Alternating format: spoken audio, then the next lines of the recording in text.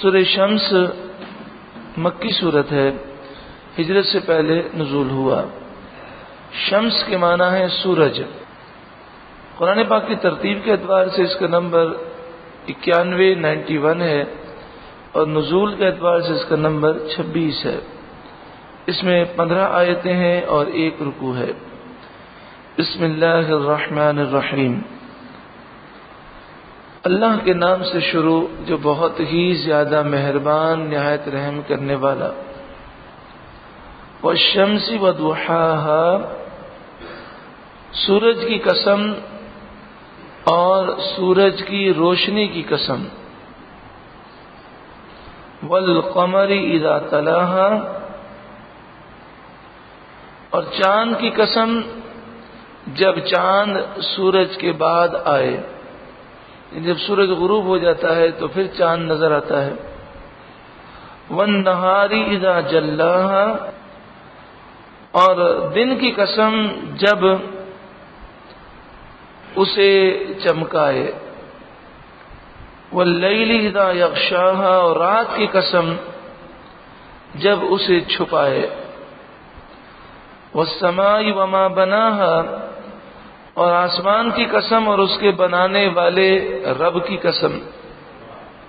والارض وما طحاها، زمین کی قسم اور اس کے پھیلانے والے رب کی قسم۔ ونفس، اور جان کی قسم۔ وما سواها، اور اس رب کی قسم جس نے اس جان کو ٹھیک بنایا۔ فألہمها فجورها وتقواها، پھر اس کی بدکاری اور اس کی پرہیزگاری دل میں ڈالی۔ یعنی دونوں راہیں اللہ تعالیٰ نے واضح کر دیں کہ یہ جہنمی راستہ ہے، یہ جنتی راستہ ہے۔ قد افلح من زکاها، بے شک مراد کو پہنچایا جس نے اسے ستھرا کیا، یعنی جس نے اپنے نفس کو پاکیزہ بنایا، اس نے اپنے نفس کو کامیابی کی منزل پر پہنچا دیا۔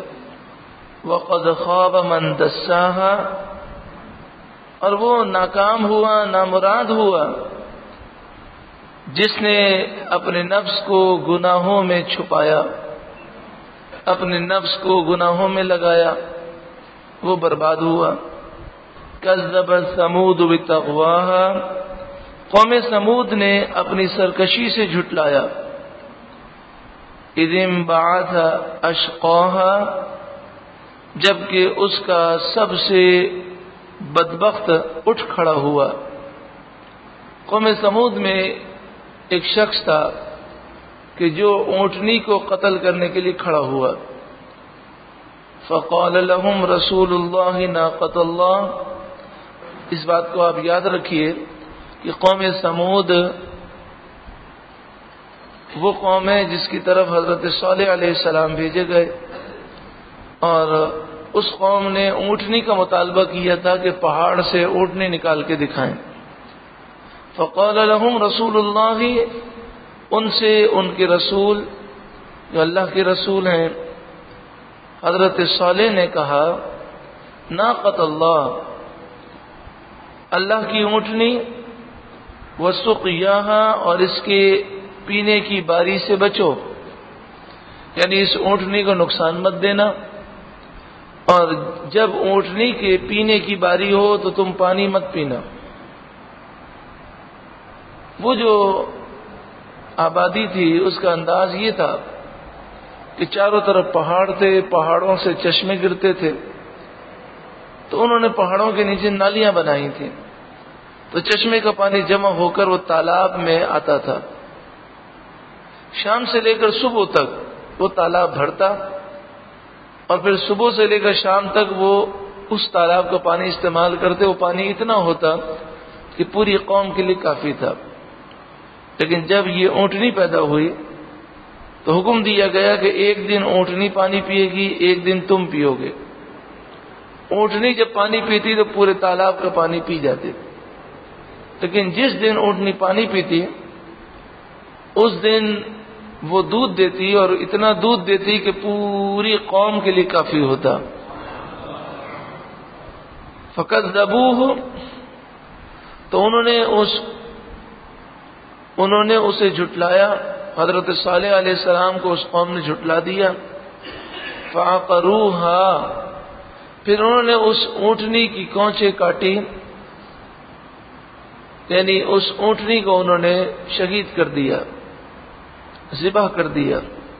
فدمدم علیہم ربہم بذنبہم فسواہا، تو ان پر ان کے رب نے ان کے گناہوں کے سبب تباہی ڈال کر وہ بستی برابر کر دی۔ ان کے گناہوں کی وجہ سے عذاب آیا، وہ لوگ ہلاک ہو گئے اور بستی برابر ہو گئی۔